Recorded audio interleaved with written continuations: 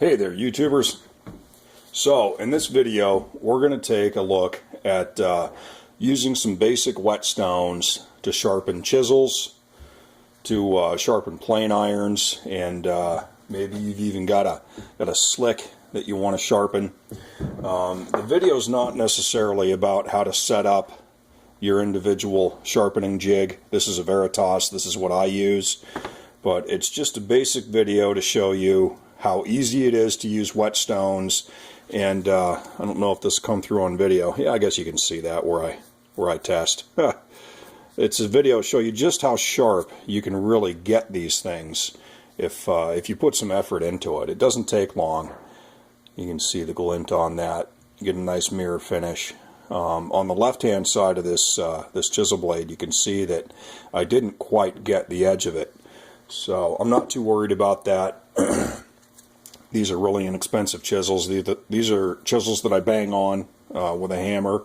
I know finished carpenters and boat builders are all probably cringing right now. So in any case, let's set one up, do a little bit of sharpening. So you set the jig on this particular one to the width of the chisel. Helps if you put the chisel in the right way. Okay, this device here is separate from this jig, and it basically gives you a 90-degree angle, and that way you get the proper angle on the edge of your blade. Unless it's a skew chisel, you want a 90-degree angle on that blade. You want it to be straight across. I tighten it up with these thumb screws. I take off the aligning device. This particular jig has a knob here that I can adjust this roller that will adjust the angle. And I was using a different jig when I sharpened this chisel, so we're going to find out exactly what that angle was. Or not necessarily what that angle was, but we're going to find out how far off I am from that angle. What I've got here that I've got the whetstones in, this is it's a polypropylene piece of plastic. It's a base designed for a very small washing machine that would go into an RV or a boat. It has a drain plug on one end you can hook a hose up to. It's overflow protection, I guess. And I had this laying around, and it's great that I can set it up on my workbench and I can hone away. I can put the water on the stone and not worry about getting water all over the place. So let's see what we have here for an angle or lack of. Some of this video I'll probably pause and keep moving and then come back, because it's probably kind of boring to just sit and watch somebody sharpen a chisel. So you can see, I don't know if you can see that division line on there. It's at a bit of an angle. Maybe if I bring a little more light over here. If you can see that division line, the more satin looking part on the bottom, there we go, I bet you can see that now. The more satin looking part on the bottom is where I'm currently taking meat off of the end of this chisel. So whatever I was using before for a jig had a slightly different degree on it, and we should be at 30 degrees, but it's not exact on this, and for the way I use these chisels, I don't need it to be that exact. So I'm going to pause the video here, and then when I come back, hopefully we'll have a blade end that's a little more finished. Okay, now we can see how we've got that matte finish all the way across the blade. I just spent some time going back and forth, a little bit of water on the blade, and sometimes I'll pull my slurry back into where I'm cutting and use that. It's that slurry's got it's slightly more aggressive than the rest of the stone. So in any case, we're going to flip this stone over. This is a dual-sided stone. It's this side's 1,000 grit. This side is I believe it's, I don't remember what it is, quite frankly.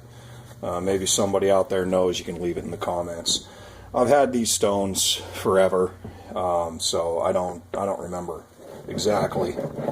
But we've got medium, we've got fine, and this is a coarse stone that I use for dressing this stone, and I'll show you that in a few minutes here. So you can see on this really fine stone how it builds up that black streak. Well, that's a slurry of metal cuttings, microscopic metal cuttings that this stone is taken off the face of this blade. So just a second here, I'll show you how we're starting to get more of a mirror finish. Now, I know the Japanese way of sharpening, they're not going for a mirror finish, and I forget why that is, but they're going for something different for different reasons, and I knew at one time, but I don't now. I just don't remember. So in any case, you see in the center there how we've got that mirror finish, and that is where this side of the stone is currently taking off metal from the face of that that chisel. So I'm going to keep doing this until it looks like that mirror finish all the way across, and then we're going to dress the back of the blade. So I'm going to pause the video here, and when we come back, the whole face will be done. Okay, you can see how most of that blade has got that mirror finish now, except for the top right hand corner. And to get to that top right hand corner, we have to keep removing metal all the way from here over to here. The way I use this chisel, I'm not particularly concerned about getting it all the way across the top. I could still shave hair with that portion over there if I wanted to, so it's plenty sharp enough. And when you're sharpening a chisel, some things to keep in mind. You want to keep pressure on the end of the blade. You want to keep it in contact with the surface of the stone the whole time. And when you're pushing, you don't want to put a tremendous amount of pressure on there. You're basically resting your arms and hands on it and putting just a few more pounds of pressure. And you'll notice I'm going back and forth on this stone. I'm not wearing a trough in it.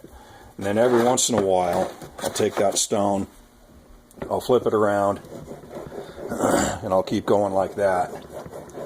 So for my needs, this one's done. Maybe you want to get that mirror finish all the way across. That's up to you.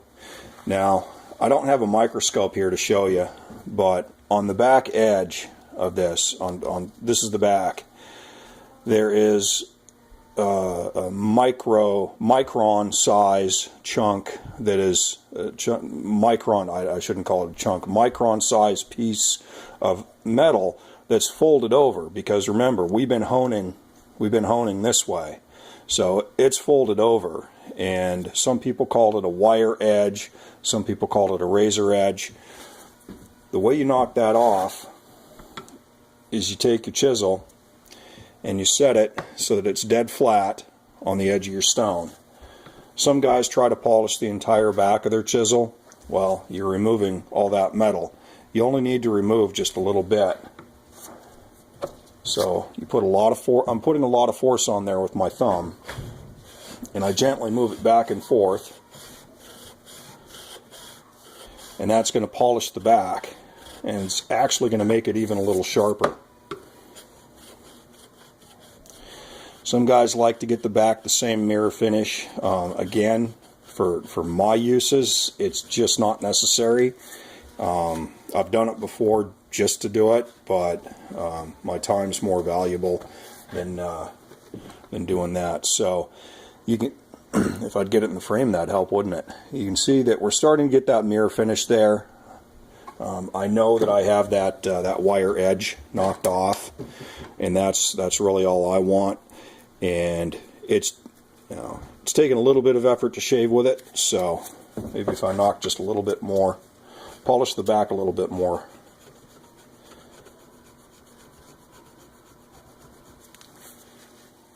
And again, the goal for me isn't to be able to shave with these, and now it's shaving okay. That's just how I test these. So for my uses, you know, for the kind of projects I'm working on, that is plenty good enough for me. So I like to dress my stones more frequently, and this is the dressing stone. It flattens out your honing stone. You make sure it's nice and wet, saturated with water. You put the stone on there. You just make some circular motions. Some guys swear that you have to do it in a figure 8. I do some random circles, and I find that's plenty good enough. It keeps it flat enough. If I were doing some kind of micro, intricate carving and stuff like that, or if I did the majority of my work by hand, you know, if I were another Roy Underhill, yeah, maybe I would want to go the extra mile and get those chisels as sharp as I possibly could. For my money, for my time, I would probably use Japanese chisels before I'd do that, because they require less sharpening in between uses. So, and now I've got a stone that's nice and flat on both sides and ready to use. So anyway, hope you enjoyed the video. Leave a comment below. Have a great day.